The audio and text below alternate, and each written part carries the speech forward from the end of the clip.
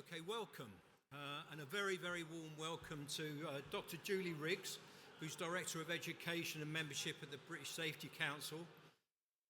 Julie has worked for over 30 years as a OSH practitioner and trainer, operating as a leader in strategic, corporate and global roles with broad cross-industry experience.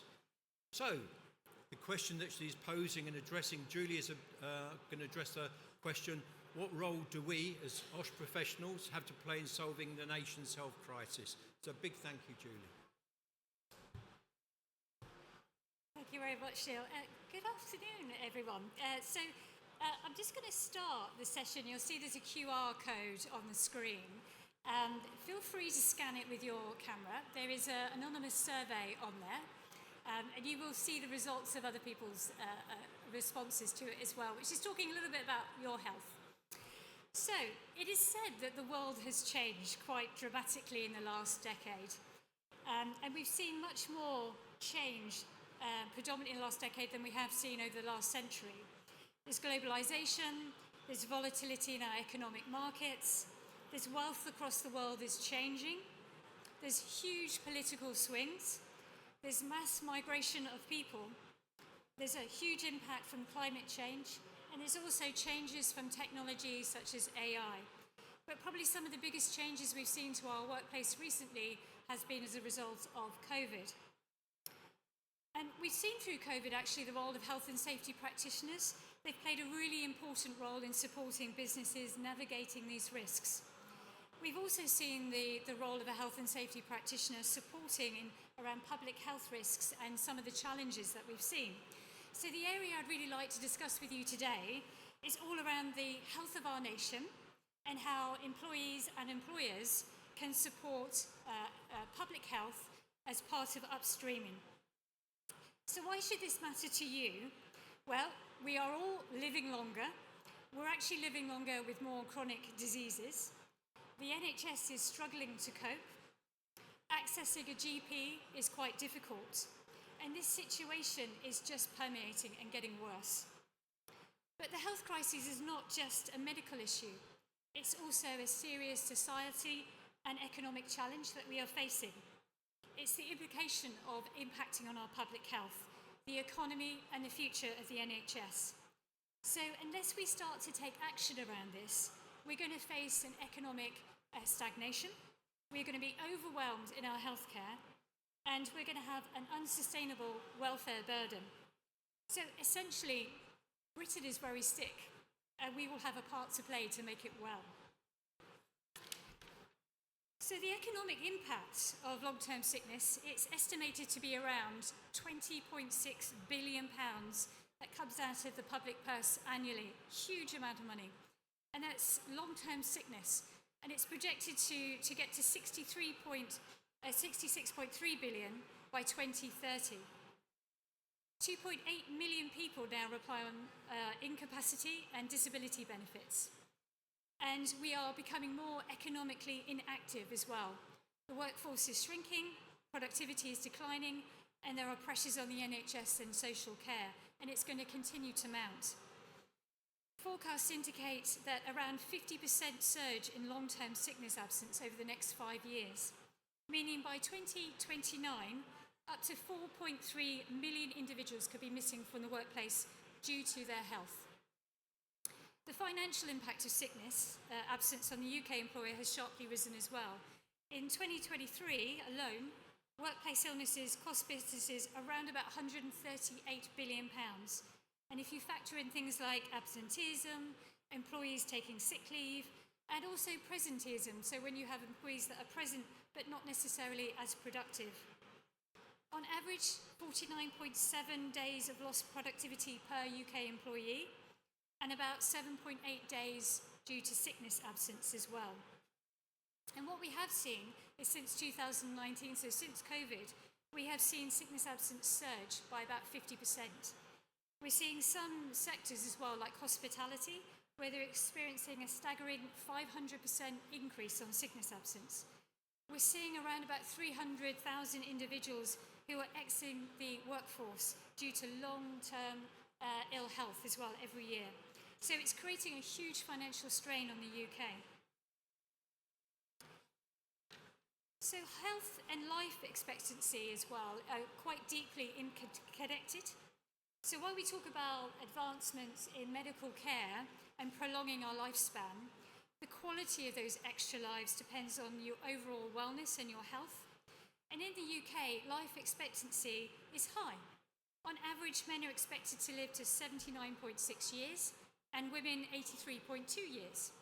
However, health life expectancy is declining. So we've seen that people are working longer, and even though our living conditions and access to healthcare has improved, we are actually living with more chronic diseases and ongoing health challenges. And what you can see from this particular graph, it's talking about how many chronic diseases generally we are living with. So 41% of UK adults over the age of 16 have at least one long-standing illness, so one chronic illness. More than 25% of the adult population in England live with 2 or more chronic illnesses.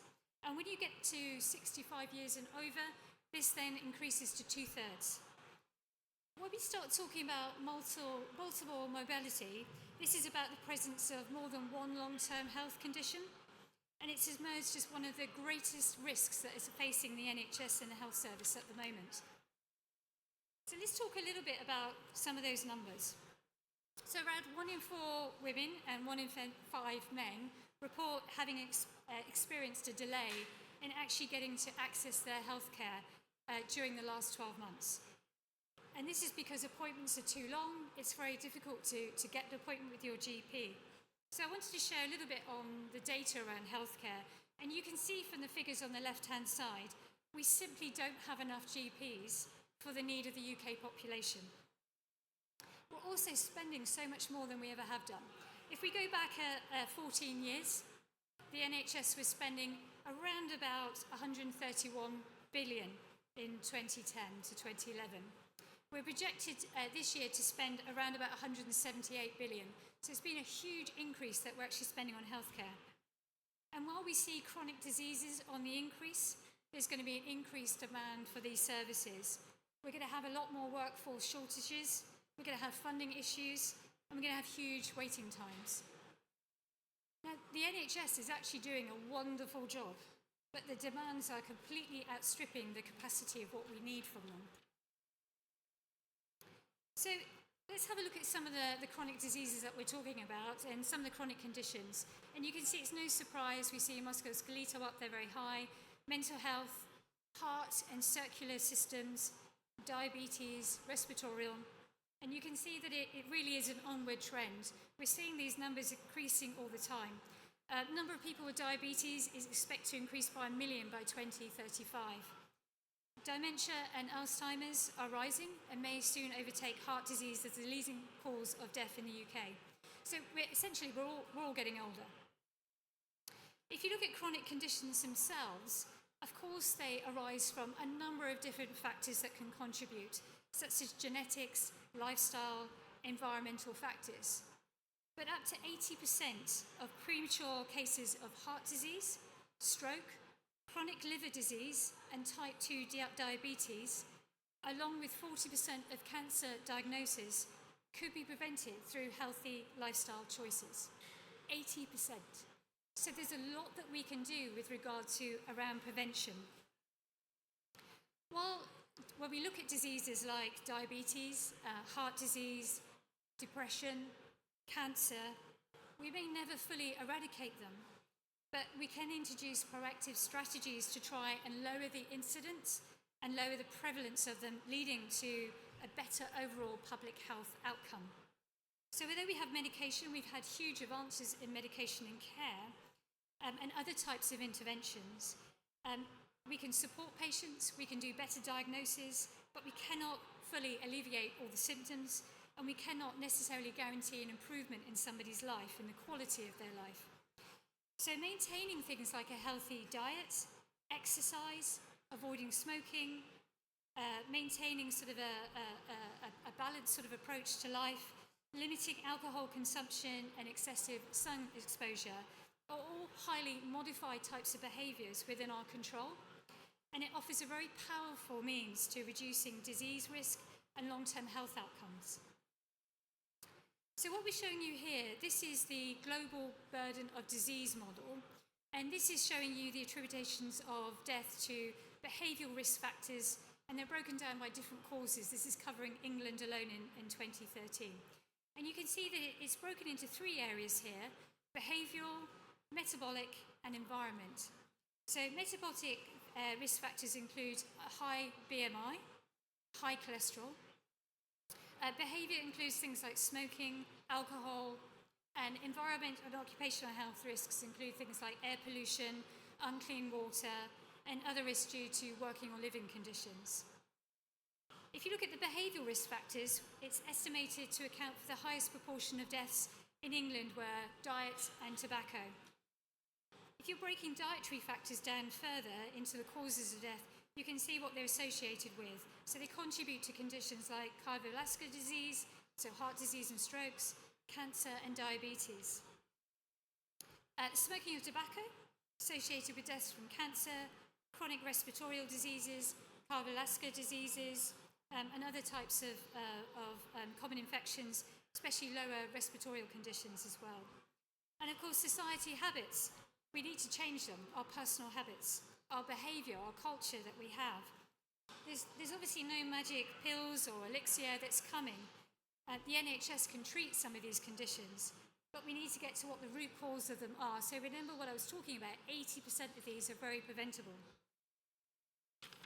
So let's just look at some of the factors, and this is really interesting behaviour.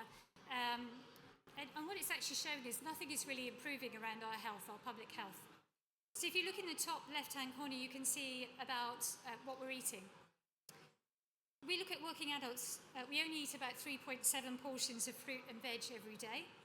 About 37% of us as adults will consume fast food every day, and 60% of us will consume processed food on a daily basis. Across in the right-hand top corner, it talks about how active we are. So only 1 in 4 women and 1 in 5 men are classified as inactive. So they're not doing anything more than 30 minutes a day. On average, we spend about 9.5 hours sitting down. So whether that's sitting down in front of our computer, watching TV, it's a huge amount of time that we're not incurring sort of activity. And the lack of this activity is costing the NHS around 7.4 billion every year. The bottom left-hand corner is talking about alcohol. And we've seen peaks and troughs of alcohol over the years, as you can see. About 3 in 10 men and 1 in 4 women report drinking alcohol 1 to 2 days a week, while twice as many men report drinking alcohol every day.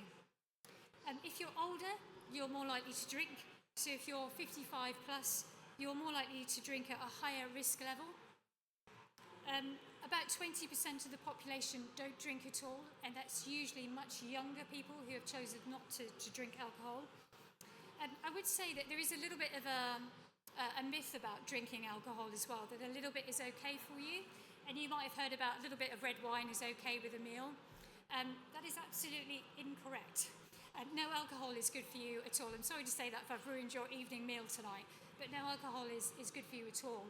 And when we were looking at studies around alcohol, and we were looking at control studies of taking people who don't drink alcohol and people who do drink alcohol and looking at the health risks, a lot of these studies were based on that control group of people who had drunk quite heavily in the past, so still had health conditions that emanate from them, not necessarily non-drinkers.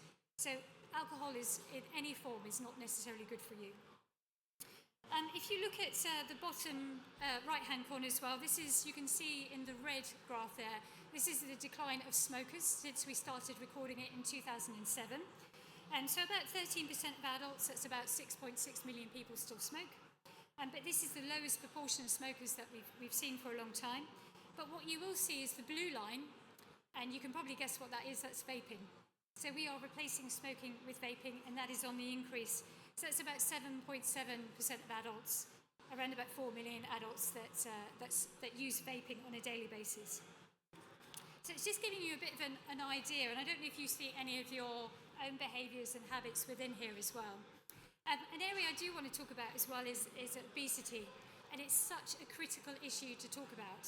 It's increasing at such an alarming rate at the moment, and we're almost beginning to normalise it.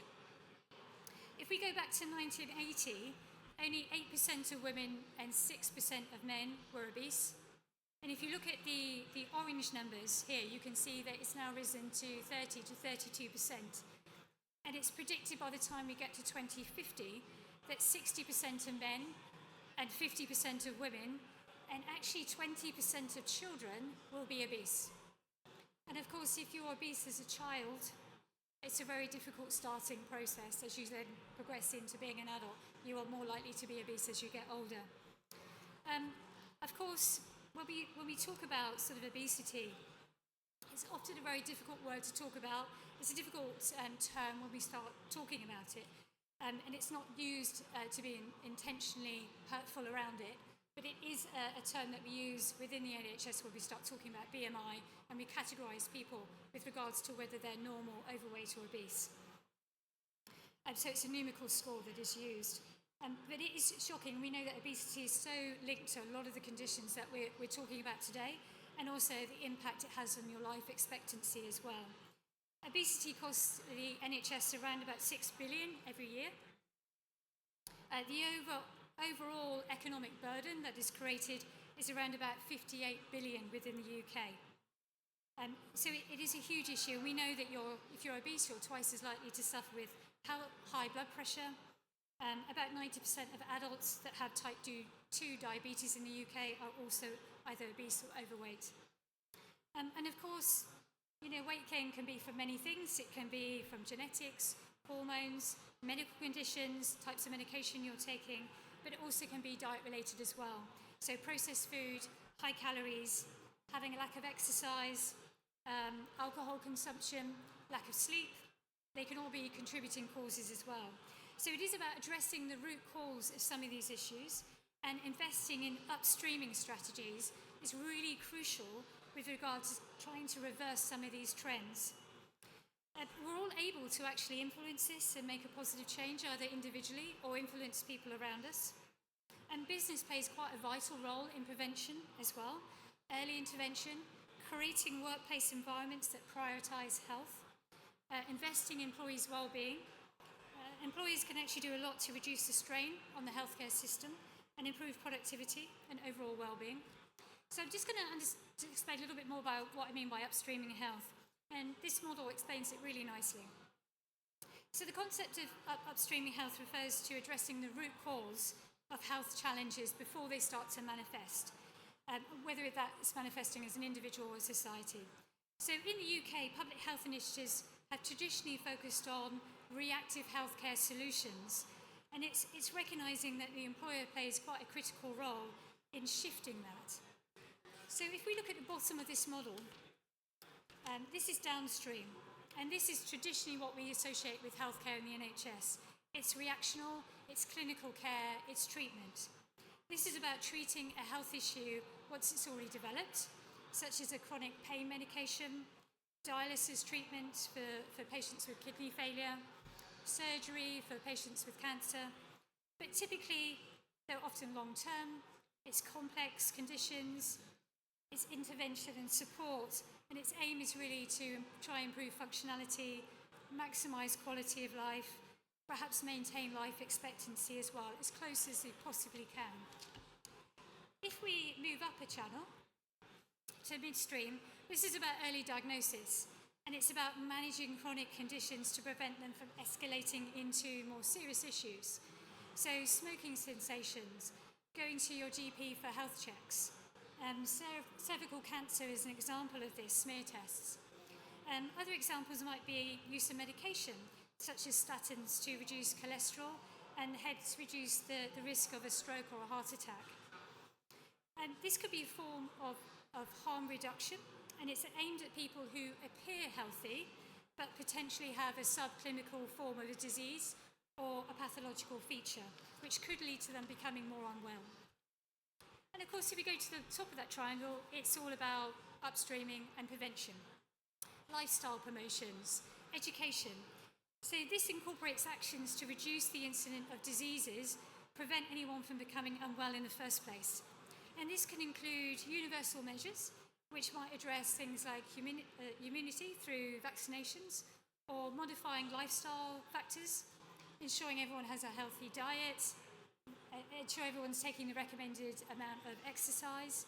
So this is really targeted at people who don't necessarily have a disease, they're healthy, and it's about how we then continue that health with them, protect them further. So you can probably guess where most of the money is spent when we talk about healthcare, and it's at the bottom of that triangle. The NHS pretty much spend the big proportion of their budget on downstream clinical care and treatment. We have a small amount of proportion that's given to mid-care, and when we start looking at upstream, it's fairly limited as well as to what amount of budget they have. The NHS do have a long-term plan, and it does emphasise a lot on the importance of prevention and early intervention. And we know that actually if we focused much more on it, invested much more on it, we could probably save the NHS around about £11 billion every year. So as I mentioned, that 80% is so critical to this conversation. So for employers, it's quite a compelling reason to prioritise employees' health. It's about not just managing costs, but it's cultivating a workplace where individuals feel genuinely valued. It creates a healthier workforce.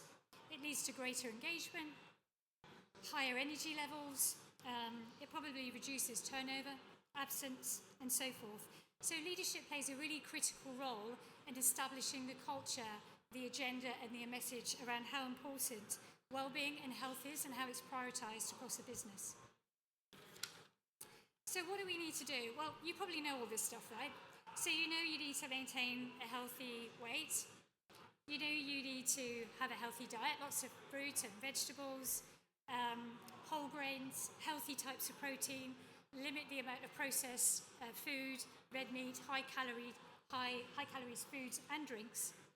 You know about being physically active as well. There's some really interesting research looking about being active. And if you take regular exercise, you can actually reduce the risk to certain types of health conditions. So, for instance, you can reduce the contributing factors around cancer, breast cancer and prostate cancer by about 20%, by type 2 diabetes by about 40%, and just generally in mortality around 30%. We all know the issues around not smoking, limiting our alcohol, and protecting our skin from UV rays as well. But what's actually stopping us from doing that? We all know this, right? We all know the education part of it, but what's stopping us? And it's quite a profound question that I think none of us really know the answer to at the moment. It touches on a number of things like human nature, psychology, society influences. We know the benefits, but we struggle to adopt some of these habits. And that can be because maybe we have stressful jobs, maybe there's society pressures around us, maybe we live quite close to a really nice restaurant that we go into on a regular basis. But actually our brain is our worst enemy.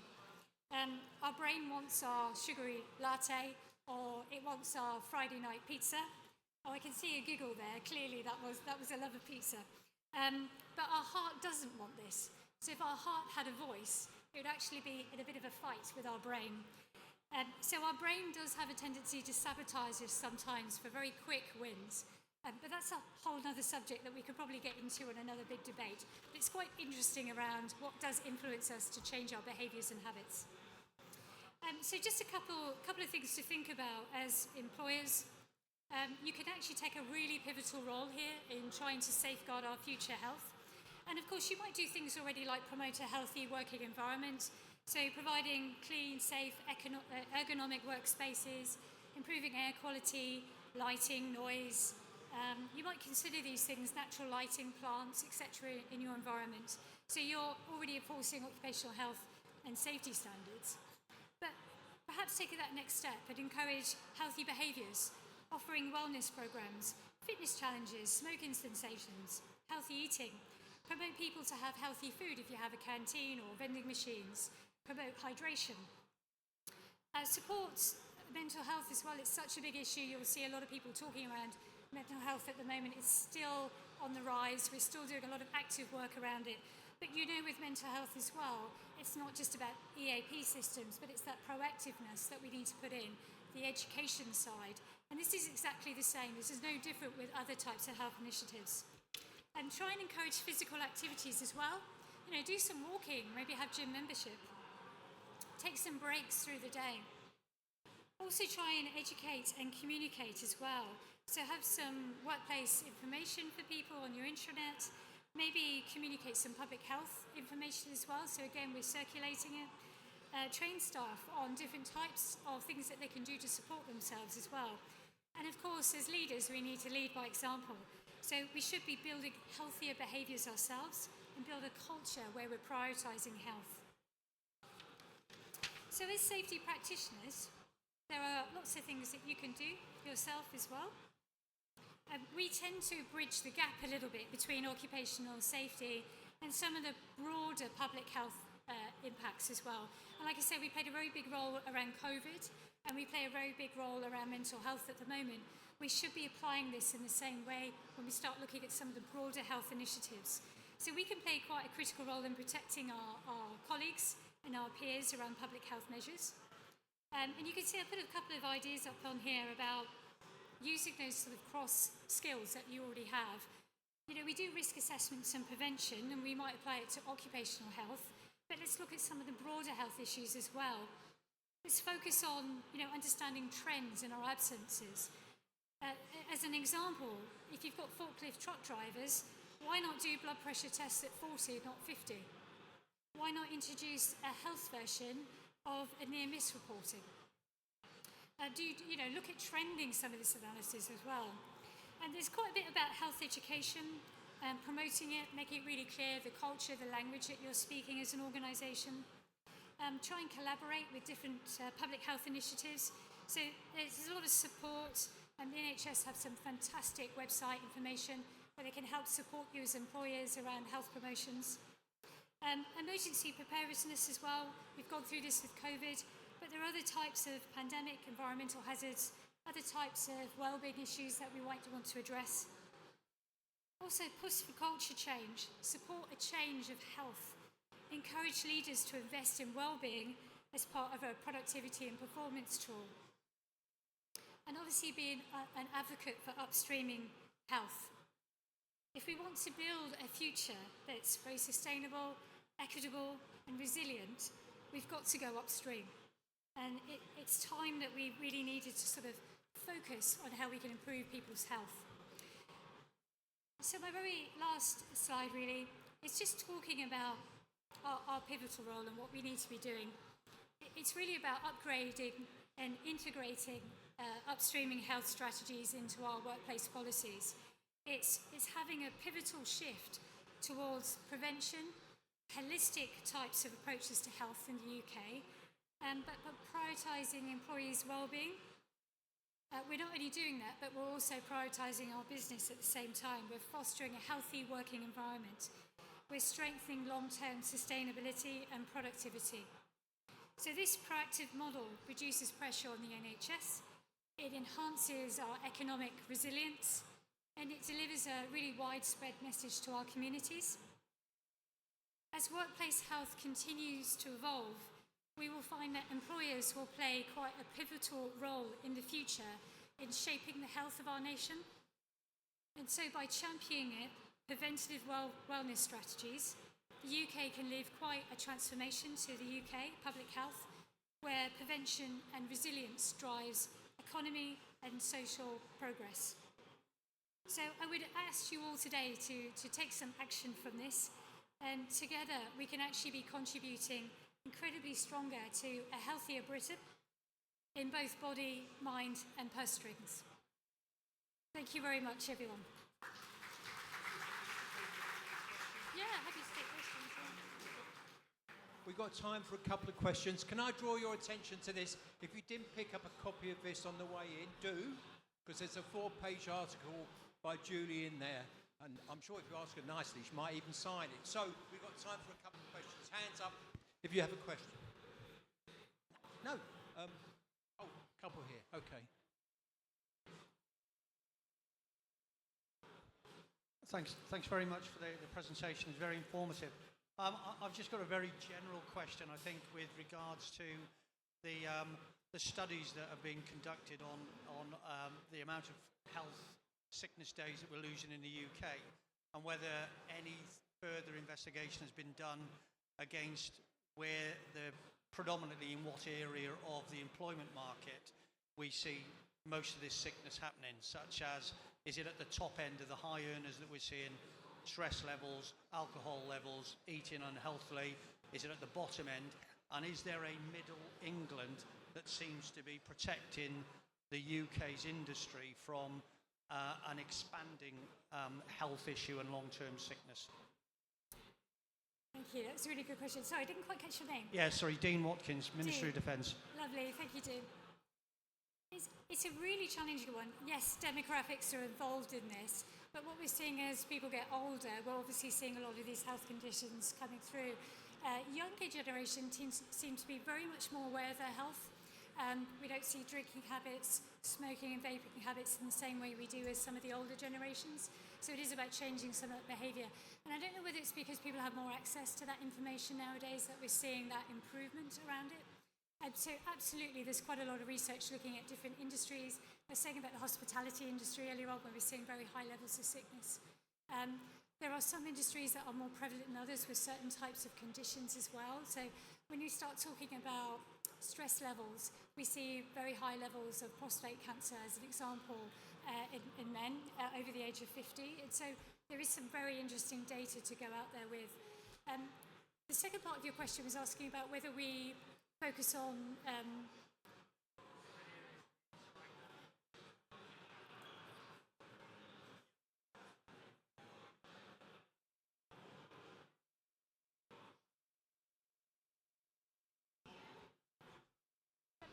The second part of the question is about whether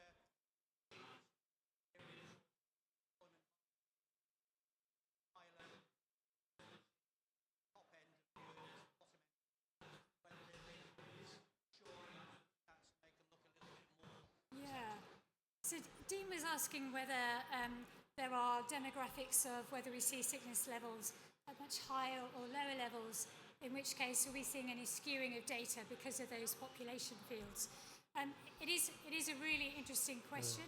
I think we are seeing sort of differences across demographics, and again, it depends on industry where we're seeing that. But we have seen a lot of inactivity, economic inactivity at 50 plus generation.